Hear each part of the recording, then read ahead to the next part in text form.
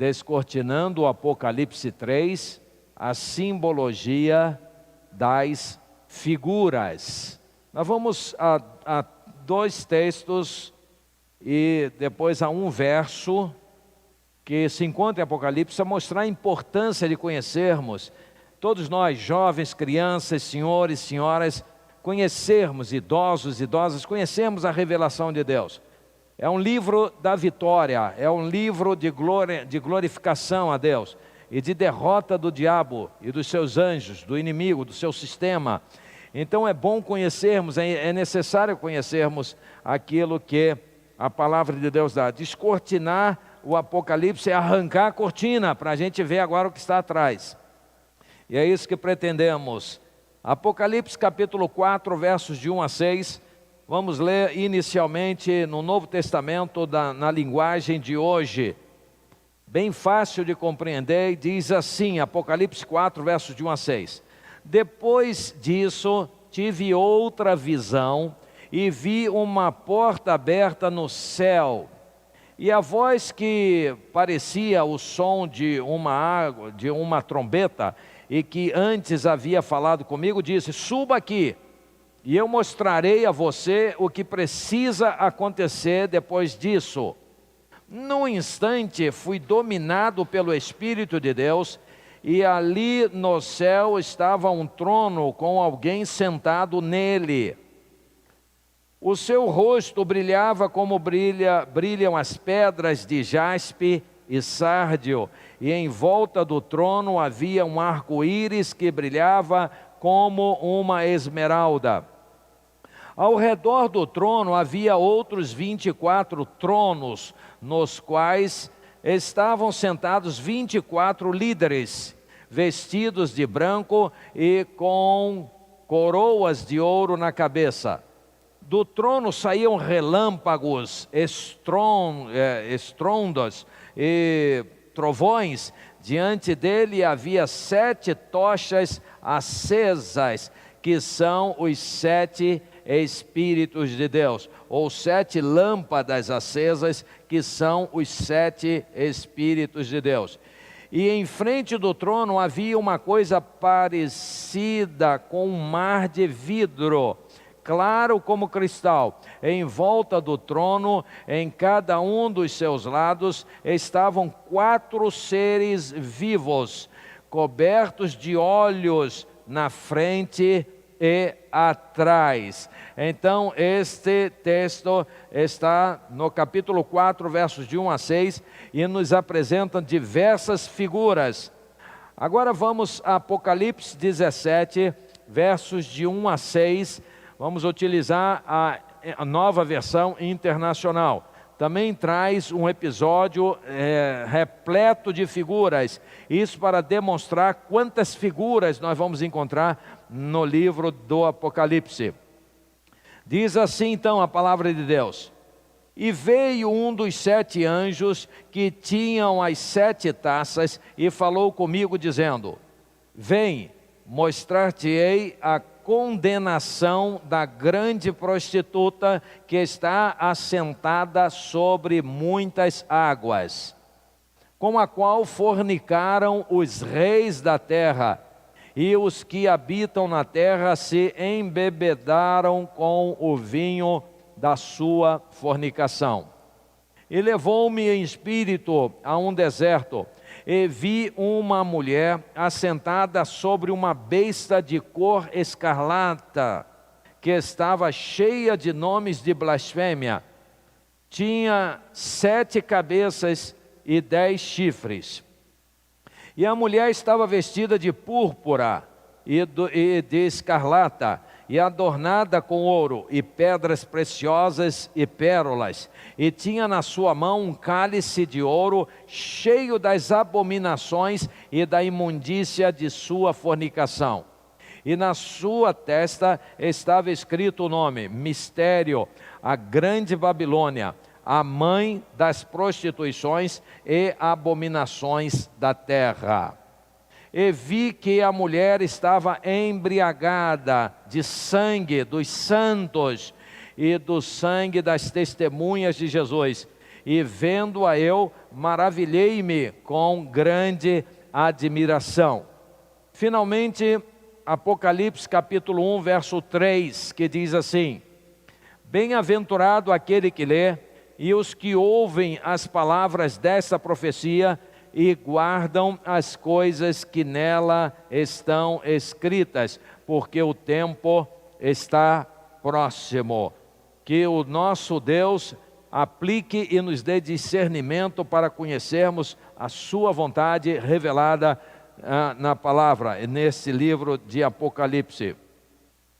Meus queridos amigos, irmãos, pessoas que estão nos assistindo, estão cultuando a Deus através das redes sociais, estão online, estão pela internet, nós queremos dizer que esse livro de Apocalipse, com todos os seus símbolos, com todas as suas figuras, com todo o seu significado, ele nos traz a garantia de vitória. Ele nos traz e nos aponta o caminho da derrota do inimigo e da glorificação de Deus. O Deus vivo, Jesus Cristo e os santos, todos aqueles que conhecem a Jesus, todos aqueles que receberam a Jesus, vieram do lamaçal, vieram de tocas terríveis, de covas terríveis, de buracos de pecado terrível, mas vieram e confessaram os seus pecados ao Senhor Jesus e foram lavados no sangue do Senhor Jesus. Hoje nós vamos ver como as simbologias dos números que já estudamos se entrelaçam com a simbologia das figuras. É impressionante como eles estão entrelaçados. Uma vez que compreendamos essas simbologias, teremos nosso caminho facilitado para compreender a revelação contida neste livro, que é considerado um livro muito difícil de ser compreendido. Então, se nós nos lembrarmos dos números, da simbologia dos números, trabalhamos no domingo passado, está na internet, é só buscar que você vai encontrar, e você também agora vai conhecer a simbologia das figuras e você vai ver como elas estão correlacionadas. Se compreendermos uma coisa e outra, nosso caminho vai ficando muito mais fácil de compreender. Descortinar, na verdade, exige a atenção de quem quer ver o que está por trás, quer conhecer aquilo que está revelado. E para que esse esforço seja empreendido, antes de tudo precisamos entender a importância de estudarmos o Apocalipse. É o que nós vimos no primeiro estudo, Descortinando o Apocalipse 1.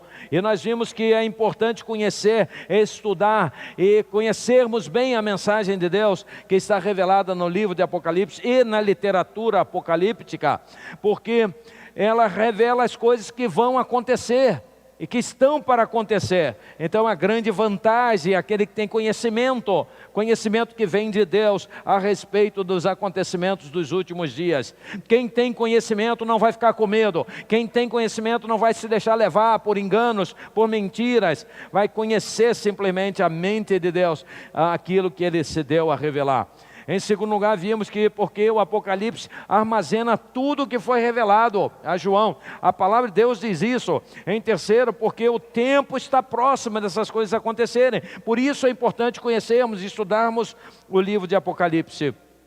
E eu encorajo a você, incentivo a você a se interessar mesmo em buscar, porque isso vai lhe ajudar.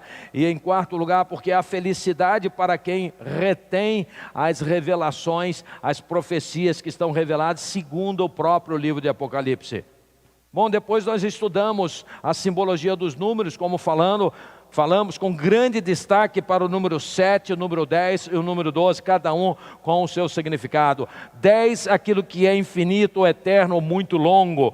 12, número de governo, de poder. Número 7, aquilo que é completo, não é uma perfeição moral, porque o demônio, o dragão também tem 7 cabeças, e por aí vai. A besta tem 7 cabeças. Então, é aquilo que é completo, mas não é uma perfeição moral, mas perfeito no sentido de que está realmente completo.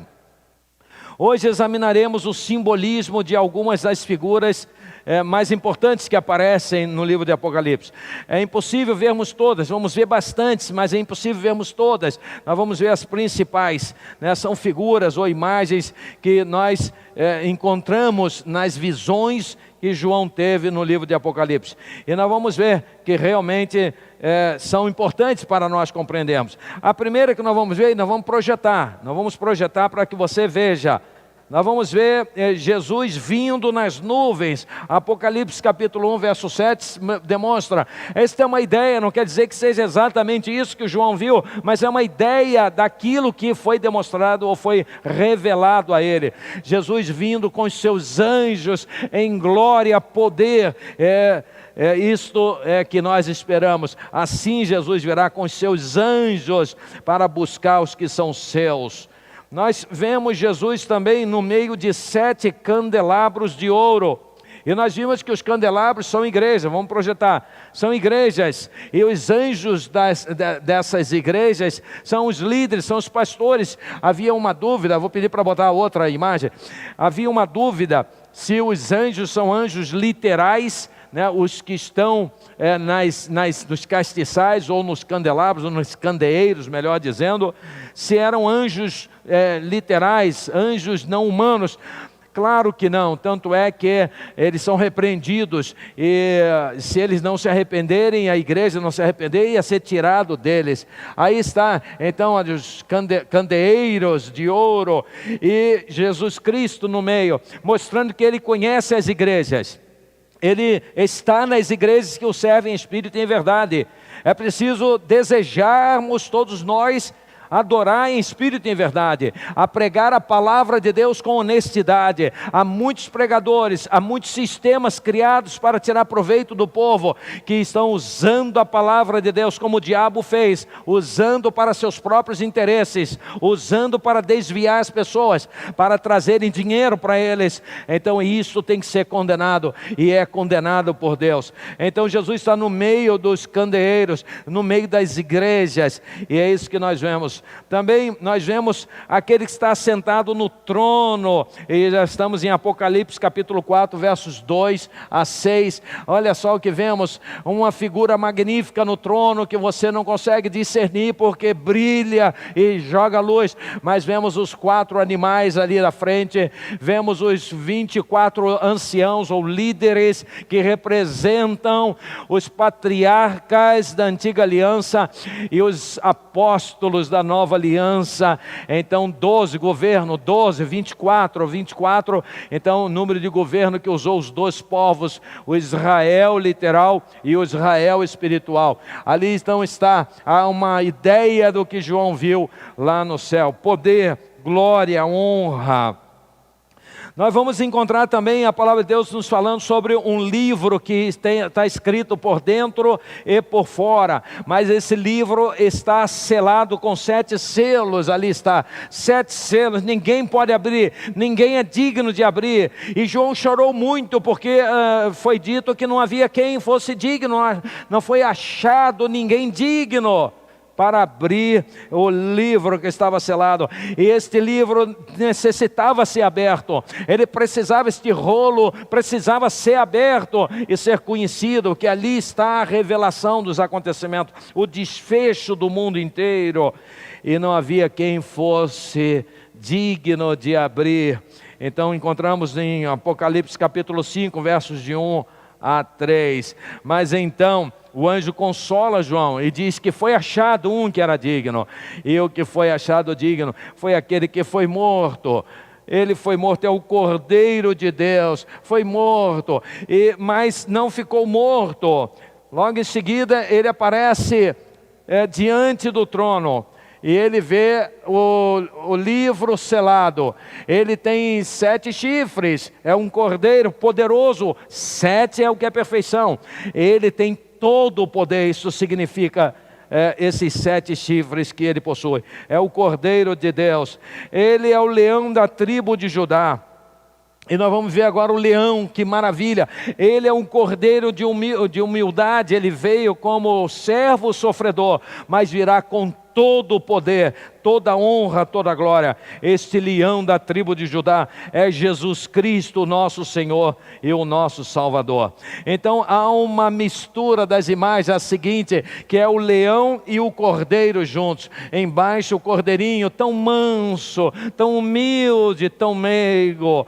O cordeiro, ele transpassa uma ideia de pureza, de bondade, né? É inofensivo, mas o leão é poderoso. Este é Jesus. Na primeira vinda ele veio como o Cordeiro de Deus que tira o pecado do mundo, por isso ele morreu. Ninguém tirou a sua vida, ele disse: eu dou minha vida, eu vim para morrer. Ele veio para dar sua vida por nós.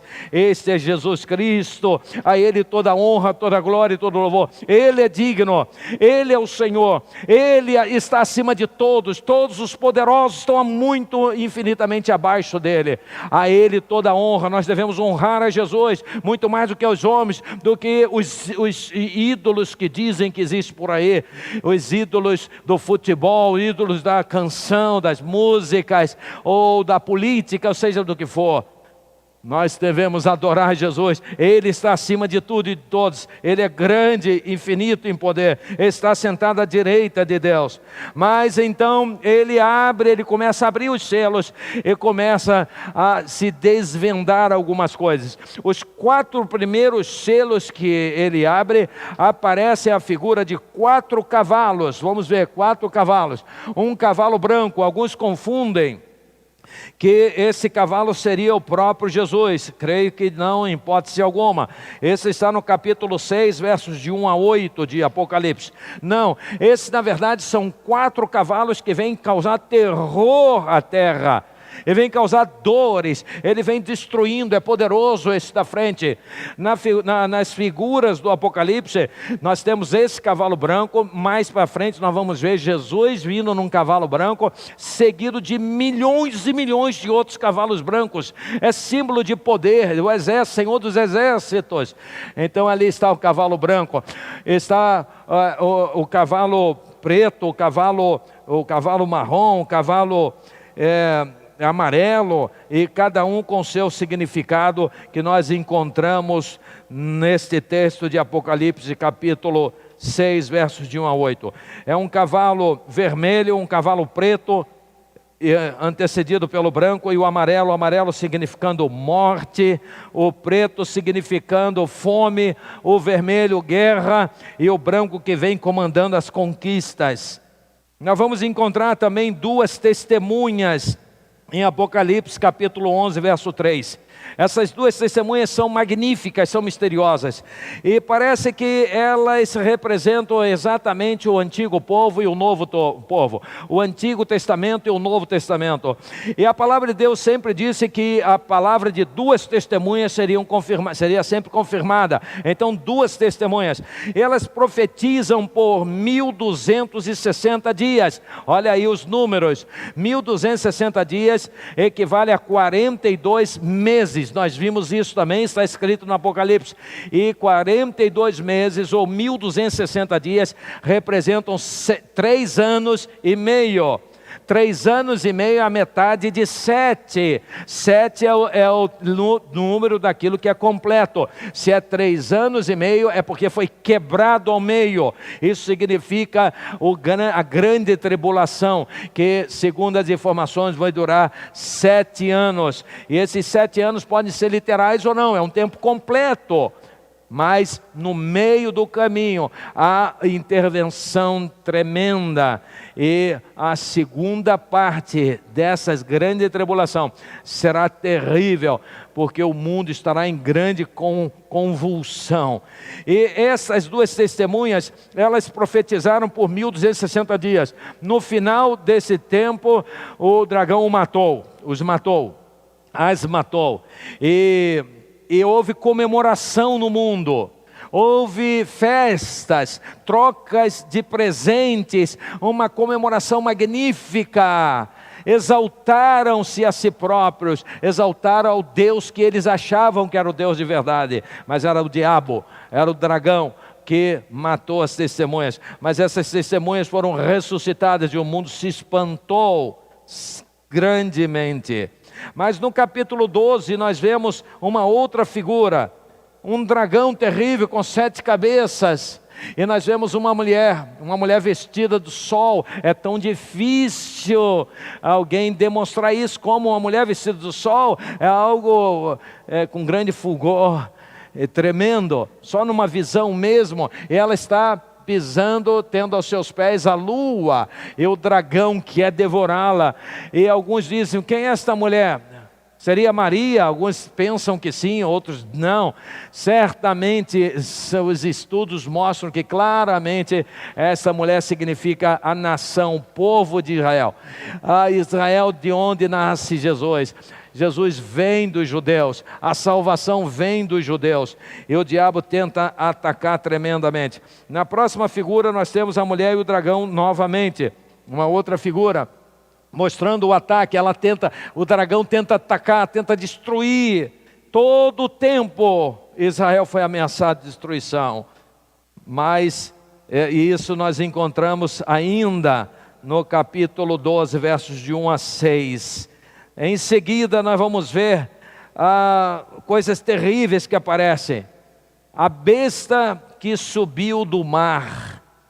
Esta besta recebe o poder do dragão, e o dragão é a antiga serpente, o dragão é o diabo, e esta besta é um líder, e mar significa povos, multidões. O simbolismo do mar nas literaturas apocalípticas aponta para povos, multidões, é algum líder que vem com o apoio popular.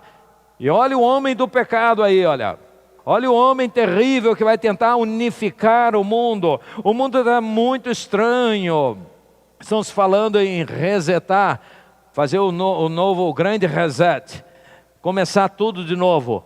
E as propagandas que eles fazem, essas grandes elites globais ou globalistas que dominam o mundo, eles mostram então um cenário maravilhoso com a música poderosa, e mostra homens, crianças, mulheres grávidas no meio de um lixão imenso, eles catando comida, e dizem, você quer que o mundo continue assim?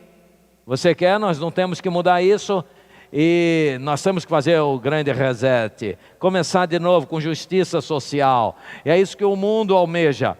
E esta justiça e esta paz que o mundo quer, ou que o mundo oferece, é uma paz falsa, é uma paz diabólica. E mais vai aparecer este grande líder, e vai encantar as pessoas, vai encantar o mundo inteiro. Cuidado, irmão, para você não ser encantado por ele.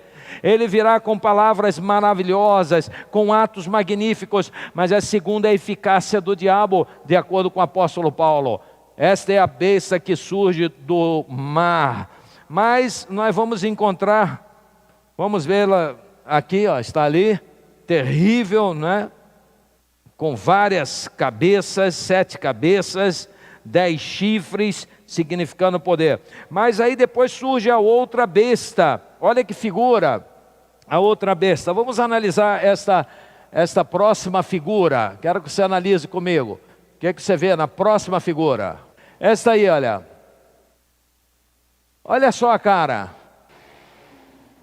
A cara parece tão boa. A cara parece amistosa. Mas aqueles chifres são muito estranhos. Esses chifres são terríveis. Esse está em Apocalipse capítulo 13, verso 11. Isto é a besta que subiu da terra. Isso tem a ver com falsidade, tem a ver com mentira, com engano.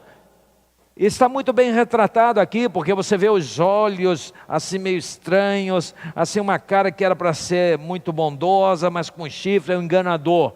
É um falso profeta, é a besta que subiu da terra e tem a eficácia da primeira besta, e faz com que o mundo inteiro adore a imagem da besta. E a besta e essa segunda besta que sobe da terra, ambas são segundo a eficácia do dragão de Satanás. Então, homens poderosos, um político, outro religioso, e fazem essa dupla para enaltecer a Satanás enganando o mundo inteiro. Que risco para os que perecem. Muitas pessoas têm medo e dizem, já ouvi crentes dizerem que têm medo de ler o livro de Apocalipse, porque acham que o livro de Apocalipse é assustador com as suas imagens. Meu querido irmão e amigo que participa nesse momento, que participa dessa mensagem, dessa adoração ao nosso Deus, o livro de Apocalipse é para garantir aos que amam a Deus a mais completa vitória.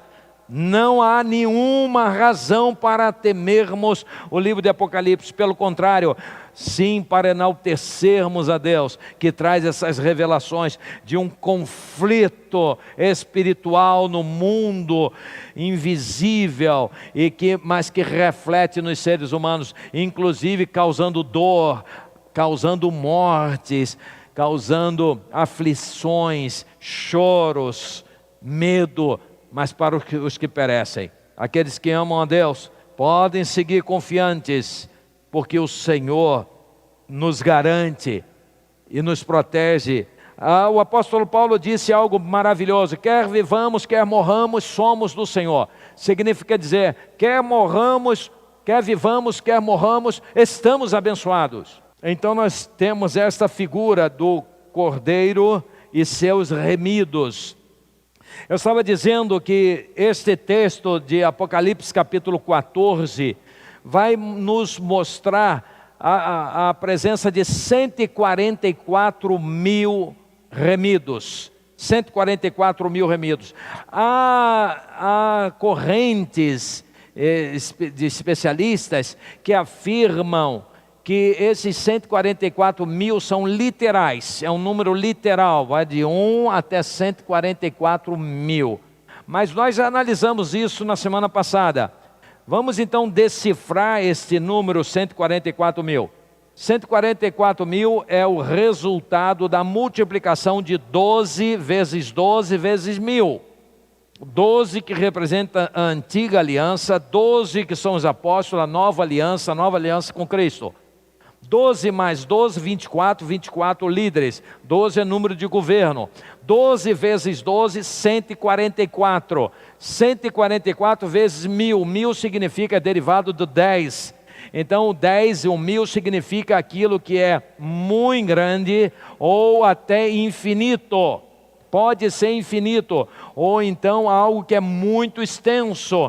Quando Deus dá os 10 mandamentos, Ele diz: não terás outros deuses diante de mim, não farás para ti imagens de escultura, nem semelhança alguma do que há em cima no céu, nem embaixo da terra, nem nas águas debaixo da terra.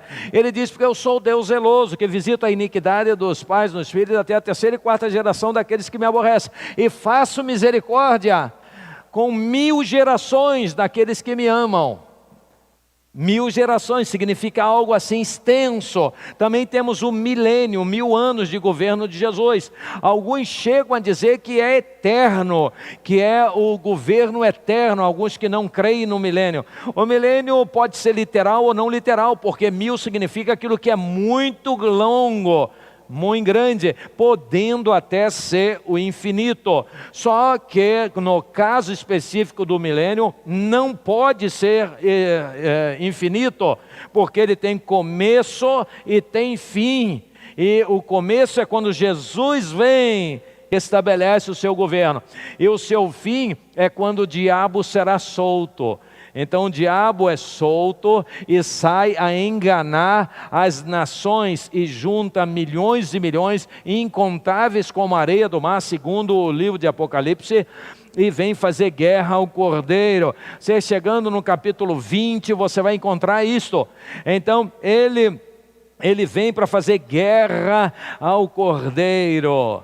Mas fogo, enxofre desce do céu e destrói a todos.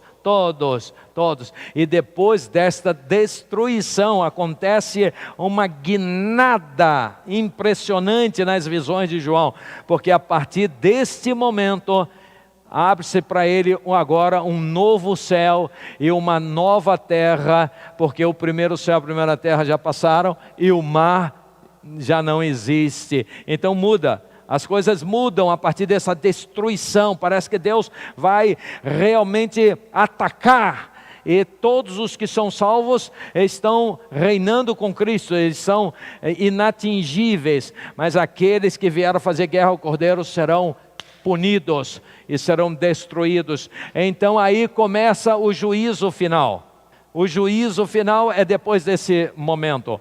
E nós encontramos então esses 144 mil com a grande possibilidade de representar todos os salvos, e não 144 mil literais. Bom, mas vamos seguir em frente. Nós vamos encontrar ainda no capítulo 14, versos 14 a 20, algo que muitas Bíblias intitularam de a ceifa e a vindima. A ceifa e a vindima tratam de duas coisas distintas. A ceifa é a colheita. E nós temos aí o exemplo, vou botar ali o exemplo dos trigos. Olha, a colheita do trigo, quando chegar no tempo, tem o joio e tem o trigo. O joio é muito parecido com o trigo. Então por isso que há tanta mentira, porque se parece justo, mas não é. Então, somente no juízo, quando Jesus voltar, vai colher o trigo, fazer esta ceifa. Mas a vindima, né, traz aqui esses cachos de uvas tão lindos, e vem a vindima. A vindima tem a ver com uvas, é a colheita das uvas. Alguém dirá, puxa, que delícia, mas calma aí, não é assim. Essas uvas serão colhidas e serão lançadas no lago de enxofre, lago de fogo. Então, não é uma boa colheita isso aí é para a destruição dos perdidos. A ceifa é que é para os salvos, aqueles que têm Jesus, aqueles que deram suas vidas a Jesus. Também nós vamos encontrar a figura dessa grande Babilônia, representada por uma prostituta. E nós vamos ver aí está, olha, uma prostituta embriagada com um cálice cheio de abominações. Ela é a grande prostituta que está sentada sobre muitas águas. Olha só, de novo, muitas águas. Muitas águas significa povos, multidões. É um mundo que se curva a ela. E a visão que João tem é dela montada sobre uma besta escarlata ou vermelha. Apocalipse 17, verso 3. Então aí, esta besta tem 7 cabeças, 10 chifres. E é impressionante, ela retrata a grande Babilônia. Na figura seguinte, vemos essa prostituta ali, gloriosa entre aspas, dando a beber das suas abominações, montada sobre uma besta com 7 cabeças e 10 chifres. E é interessante que o livro de Apocalipse diz que a Babilônia está assentada sobre 7 montes. E os 10 chifres significa governos. Não vamos entrar nos detalhes dos governos, mas os 7 montes nos impressionam muito, porque Babilônia, no tempo em que este livro foi revelado, já havia passado. A Babilônia já não era mais tão poderosa. Agora quem era poderosa era Roma, era o Império Romano. E Roma está assentada sobre 7 montes. Historicamente, tradicionalmente, a única cidade no mundo que estaria assentada sobre 7 montes é Roma. E temos que ter cuidado com isso. Roma, e essas revelações que falam de poder político e falam de poder religioso, e falam de uma cidade sobre 7 montes, é para pensarmos, talvez não fechar completamente, porque as revelações precisam ser acompanhadas por Deus e nós, e não por especulações. Por exemplo, o número da besta, 666, eu já vi aplicando sobre muitas pessoas. De memória, eu posso dizer que eu vi aplicando sobre Mikhail Gorbachev, ex-presidente da Rússia, da União Soviética, o que fez a Perestroika. que abriu, ele foi tido como o sinal da besta, como os 666. Bill Gates já apontaram como o sinal os 666. O Papa diversas vezes. Também agora estão colocando no corona. Fazem lá a numeração e dá 666. E muitos outros. Então nós temos que ter cautela, muito cuidado, porque é o que Deus revelou e que nós podemos compreender, nós vamos compreender. E o que não podemos compreender ainda, no seu tempo, Deus vai nos revelando. E nós não precisamos inventar coisa alguma, mas seguir em frente. Mas que nos chama a atenção o fato de que Roma está sobre 7 montes, é espantoso isso. E que a liderança política, a besta que nasceu ou que surgiu do mar, e a besta que surgiu da terra, sob a eficácia de Satanás, do dragão, e que promete paz ao mundo, e que tem cara de bonzinho, mas que por trás esconde uma perversidade satânica terrível, para enganar, para mentir. Então devemos ter cuidado tremendo com tudo, mas conhecer a palavra de Deus. Então essa prostituta será punida, ela será destruída. Essa cidade será destruída, a grande Babilônia será derrotada por Deus. E toda a malignidade, toda a prostituição será destroçada, será queimada, será lançada no lago que arde de fogo e enxofre. No meio desse entendimento, quero chamar a sua atenção, para o fato de que algumas versões traduzem Hades por inferno. E traduzem incorretamente. Porque habitação dos mortos seria a melhor tradução para Hades. E inferno não tem nada a ver com a habitação dos mortos. Ainda que na habitação dos mortos haja aqueles que estão perdidos, ou o lado daqueles que estão perdidos, o lado daqueles que estão salvos e protegidos, os que estão sob proteção de Deus e aqueles que morreram longe de Deus. Os que estão sob proteção de Deus estão no Hades. Mas quando Jesus voltar, quando Jesus vier, serão ressuscitados e terão seus corpos transformados, vão se encontrar com Jesus nas nuvens. Isso parece loucura, mas o que vem de Deus aos homens que perecem parece loucura mesmo. Mas vão se encontrar, imagina a festa, milhões do mundo inteiro. Onde será isso? Em que lugar que Jesus vai estar para que todos possam ver? Como será isso? É difícil para a nossa cabeça entender. Mas não para Deus. Deus é supremo e a terra é como uma pedrinha no universo. Então para Deus construir isto é muito simples, ainda que para nós pareça tão difícil.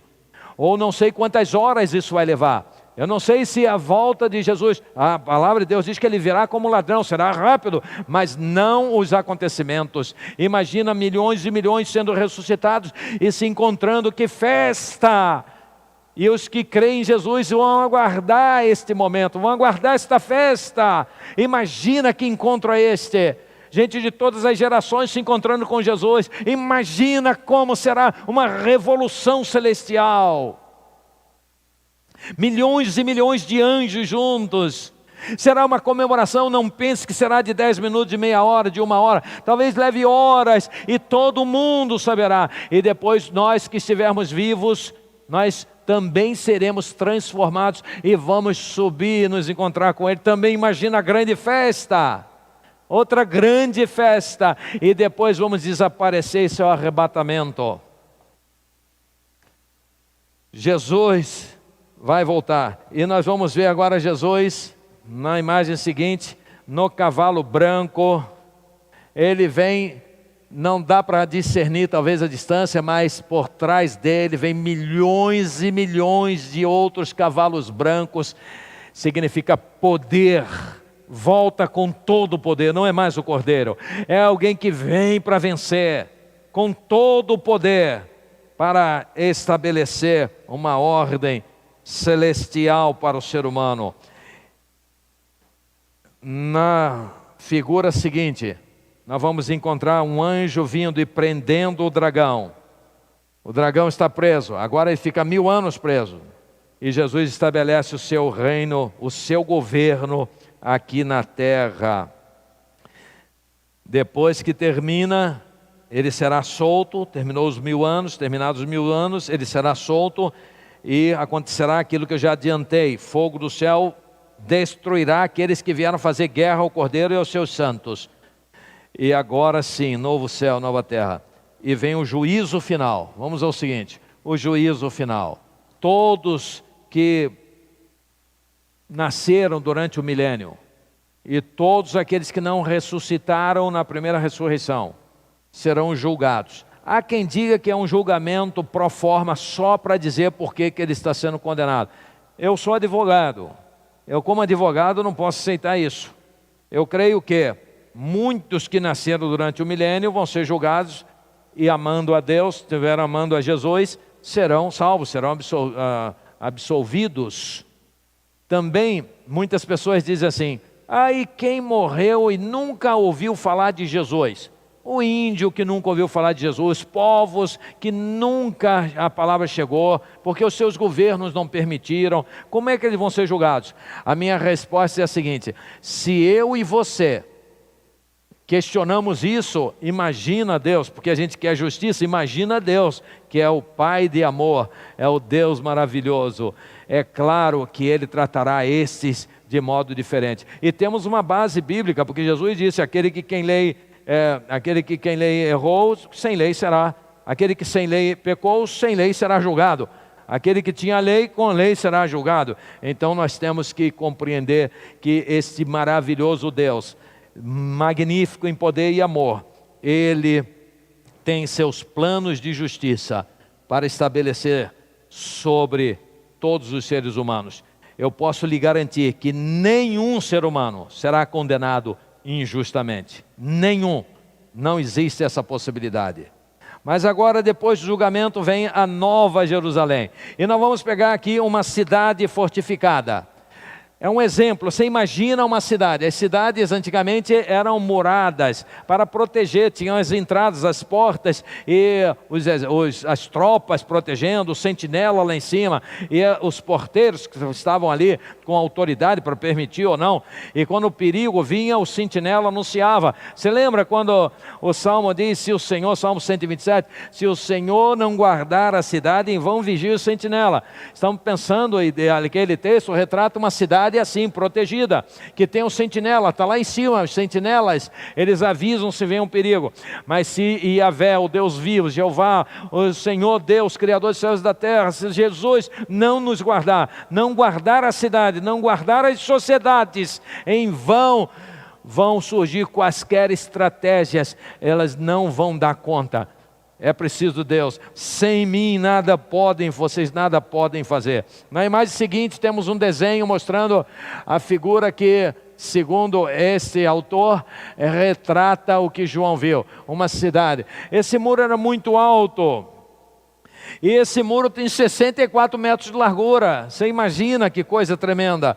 E no seguinte nós temos uma ideia aí de algum artista que viu a Nova Jerusalém. A Nova Jerusalém será muito grande, muito grande.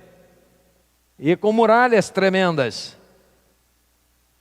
E na seguinte nós vemos ali a paz ali dentro. Uma vida diferente. Uma vida tranquila. Já no milênio será assim. Alguns dizem assim: o céu é na terra ou o céu é no céu? Eu sempre respondo: com o diabo preso e com Deus presente, qualquer lugar é céu. Qualquer lugar se torna céu. Não haverá mais limites para o nosso corpo. Nosso corpo não será mais com essas limitações físicas, tal como Jesus é, nós seremos. Nós, se fôssemos especular o que seria, eu sei que será magnífico. Aquilo que não pode subir a nossa imaginação é o que Deus preparou para os seus santos. Vamos no seguinte, outra imagem ali do rio da vida, rio de águas vivas, é o rio da vida. Então, essas são as principais figuras que nós encontramos no livro de Apocalipse. Todas elas mostrando uma batalha e mostrando a vitória de Deus. Não há uma vitória do diabo. O diabo vai ter que pagar tudo que ele fez. Ele é condenado, o dragão é condenado, o falso profeta é condenado. E a besta que subiu, ou o político dos mares, das águas, será condenado. E todos aqueles que não forem achados escritos no livro da vida, todos aqueles que rejeitaram a Jesus, todos aqueles que rejeitaram a Deus, todos aqueles que quiseram viver por si próprios, estão condenados. Jesus diz que, a palavra de Deus diz que Jesus veio não para condenar o mundo, mas para que o mundo fosse salvo por ele. E alguns dizem, então tá bom, ele não veio condenar, tá tudo bem. Não, precisa prestar atenção, é que ele veio para o mundo já condenado. O mundo se condenou, o mundo estava morto nos seus delitos e pecados. Ele veio buscar e salvar o que havia se perdido. Ele não veio condenar nada, a ninguém. Ele veio salvar todo aquele que crê, será salvo. Então, meus queridos, essas figuras nos mostram um pouco da revelação de Deus através do livro de Apocalipse. Para se compreender este livro, esta revelação, torna-se indispensável a compreensão prévia dos números e das figuras. Elas se entrelaçam como vimos. De posse desse entendimento, será muito mais fácil para o servo de Deus conhecer os mistérios revelados por Deus através de seu Filho unigênito, o nosso Senhor e Salvador Jesus Cristo. E com esta revelação, nós seremos instruídos a respeito dos acontecimentos dos últimos tempos e teremos toda a tranquilidade e paz, porque esta paz vem de Jesus. É a paz que excede o entendimento, é a paz que nada e ninguém, nenhuma revolução, nenhuma convulsão, seja espiritual ou humana, pode nos tirar. Nós temos ao nosso Deus, nós estamos em Deus, estamos seguros em Deus, nada nos causa temor, nós estamos seguros, quer vivamos, quer morramos, somos o Senhor, não precisamos ter medo de coisa alguma. É claro, viver com cautela, sim, estamos aí com o mundo assolado com esse tal de Covid-19, essa doença terrível que veio da China, terrível, e que tem ceifado tantas vidas de conhecidos, amigos nossos. Quantas pessoas já partiram, quantas pessoas estão sofrendo, quantas pessoas estão aí entubadas, estão nos hospitais, estão sofrendo, quantas vidas já foram perdidas. Irmãos nossos perderam familiares bem próximos, conhecidos nossos, irmãos nossos. Mas nós não temos o que temer, se temos Jesus. Ainda que o Covid venha e nos vença, nós estamos seguros, porque não tememos aquele que mata o corpo e não tem mais o que fazer, mas tememos ao Deus vivo que pode sim fazer qualquer coisa depois que deixarmos essa vida. Então vamos colocar nossas vidas nas mãos de Jesus. O livro de Apocalipse foi revelado para que você seja consolado, para que você seja consolada, para que você saiba que você tem um Deus todo-poderoso, para que você saiba que Jesus veio como cordeiro, mas vem com todo o poder, comandando miríades, milhões e milhões de anjos, um exército imbatível, todo-poderoso, comandado por Jesus. Aquele cordeiro humilde, agora vem como leão da tribo de Judá, e leão da tribo de Judá é uma figura do seu poder. Vem com todo o poder, e hoje ele já está assentado, desde que ele voltou da missão que ele cumpriu aqui na terra, está assentado à direita do Pai, no trono, com todo o poder. Todo o poder meu Pai me deu, foi o que ele declarou, para depois enviar os seus servos a continuar a obra, a pregar o Evangelho a toda criatura. Então descanse em Deus. Quem sabe você esteja aflito ou vivendo momentos difíceis.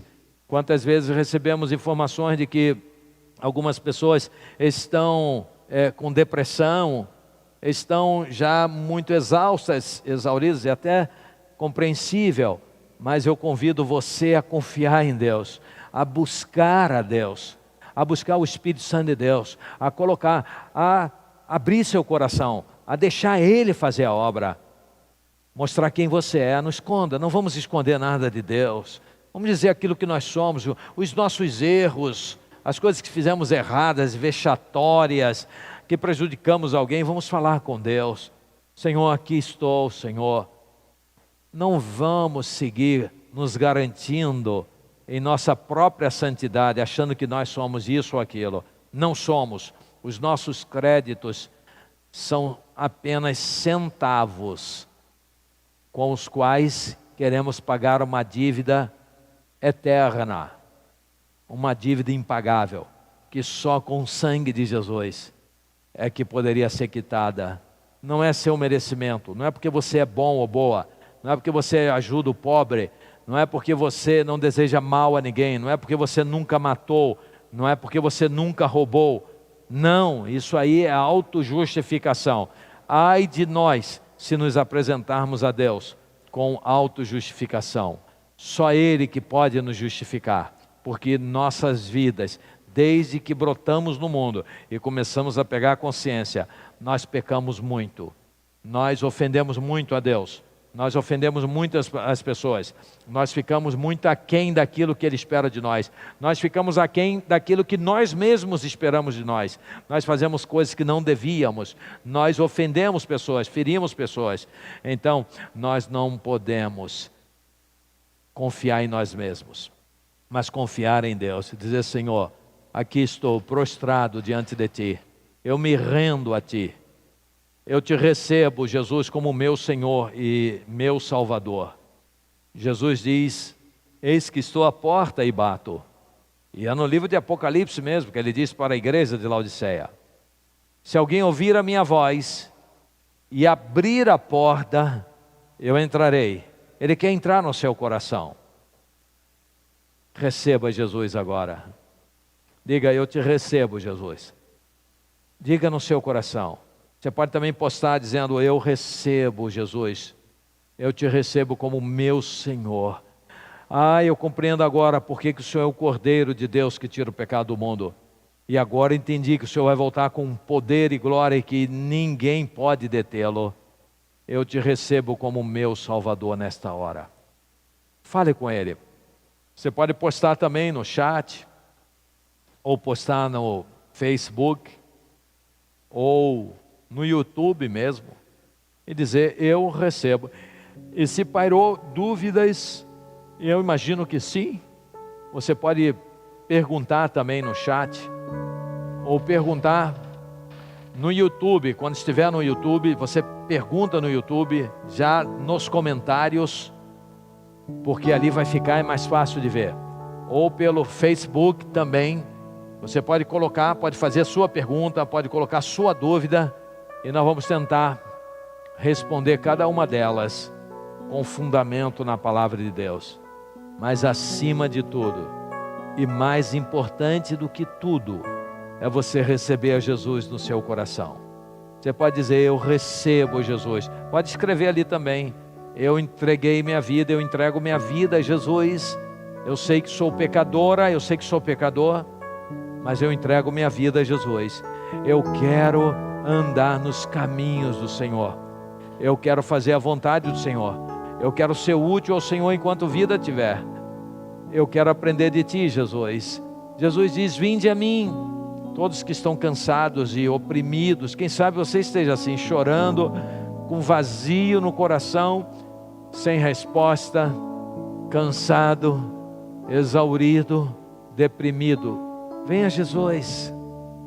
Ele diz: vinde a mim e eu lhes aliviarei.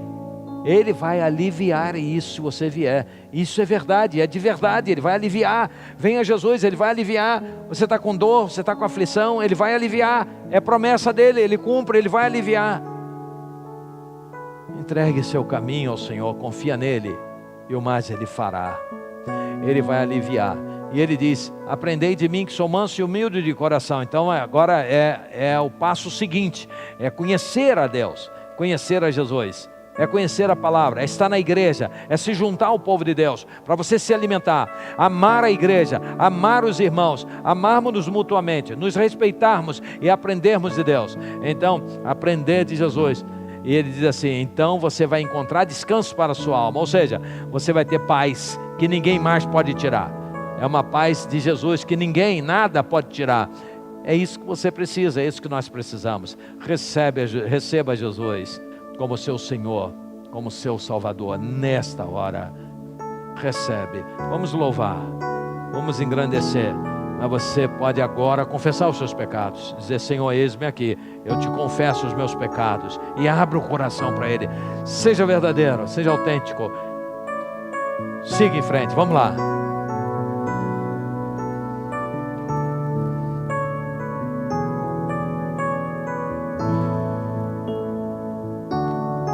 Oh, consegue eu andei e perdido vaguei, longe, longe do meu Salvador,